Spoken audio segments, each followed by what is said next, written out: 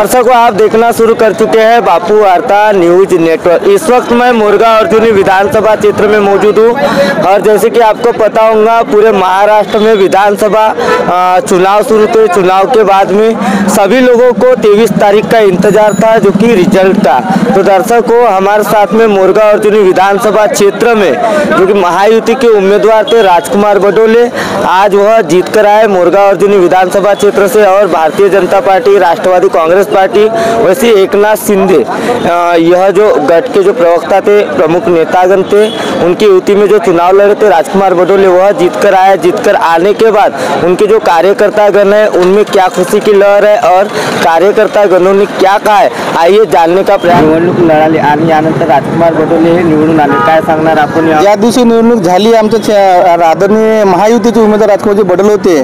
आमची त्याच दिवशी आमची जीत ही पक्की होती, कारण की आज आमच्या बूथ नंबर 1 पासून सुरुवात झालेली आहे आणि 1 नंबर बूथमध्ये 455 मतांनी आम्ही सामोरं आहोत। म्हणजे त्याचा अर्थ असा आहे, इथं सुरुवात आमची चांगली झाली। संपूर्ण आमच्या गोरेगाव तालुका आणि आमच्या विधानसभा इथं संपूर्ण महायुतीचे जे कार्यकर्ते होते, सगळे नेते मंडळी होते आणि जोराशोरात कामं केले होते आणि ज्या दिवशी निवडणूक झाली होती त्या दिवशीच आमची जीत ही पक्की झाली होती आणि आदरणीय राजकुमारजी बडोले साहेब आमच्या विधानसभाचे आमदार नक्कीच होतील अशी आम्हाला संपूर्ण कार्यकर्त्यांना विश्वास आहे।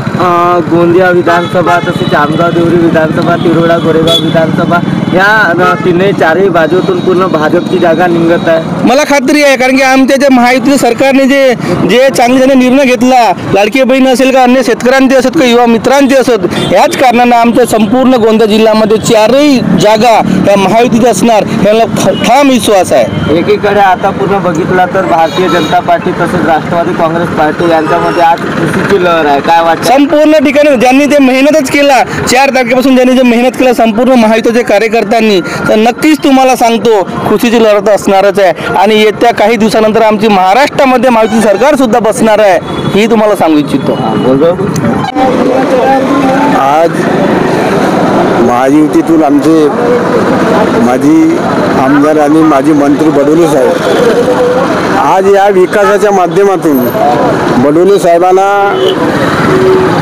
कोणी व्यक्ती त्याला पराभूत करण्याकरिता कोणी नाकारत नाही, कारण बडोले साहेबांनी आपल्या महाराष्ट्रामध्ये अनेक प्रकारचे मुद्दे त्यांना मार्गी हाताळून काढलेला आहे। मुलाचा असो आणि सर्वांगीण विकास करण्याचा एक धाडस असो, असा नेता आम्हाला ह्या क्षेत्रामध्ये कधी मिळणार नाही।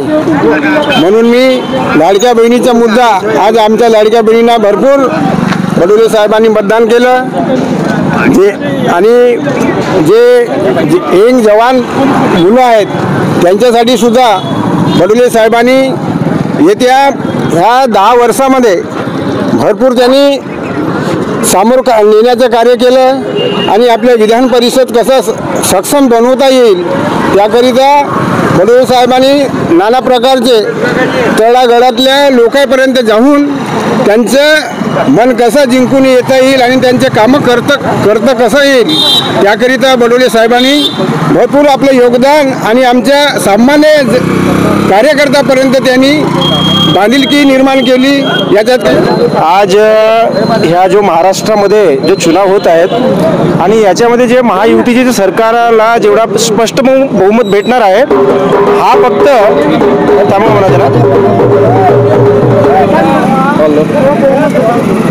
ह्या म्हणजे विकासाला मदत दिलेली आहेत, लोकांनी विकासाला मदत दिली आहेत।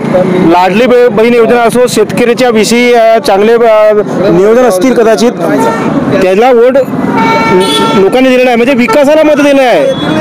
आणि महाराष्ट्रामध्ये माझ्या मध्ये तरी मालूम आहे का, भाजपा आणि राष्ट्रवादी आणि जो शिंदे साहेबांची जो संघटना आहे शिवसेना, यालाच आपल्याला प्रचंड बहुमत भेटला आहे। आणि हा जेवढा जो आता जो बढ़त दिसत आहे ना महायुतीला, हा फक्त विकास आहे, तुम्हाला सांगतो मी। तो अब यहाँ से सीधा हम आमगाव देवरी विधानसभा जाएंगे और आमगाव देवरी विधानसभा क्षेत्र की आपको ग्राउंड रिपोर्ट दिखाएंगे, वहाँ क्या लहर है और क्या कहना आ रहा है वहाँ के जो पदाधिकारी गण है महायुति के। दर्शकों, चलिए ठीक वहाँ से जानने का प्रयास करते। गोंदिया से देवेंद्र दमाए।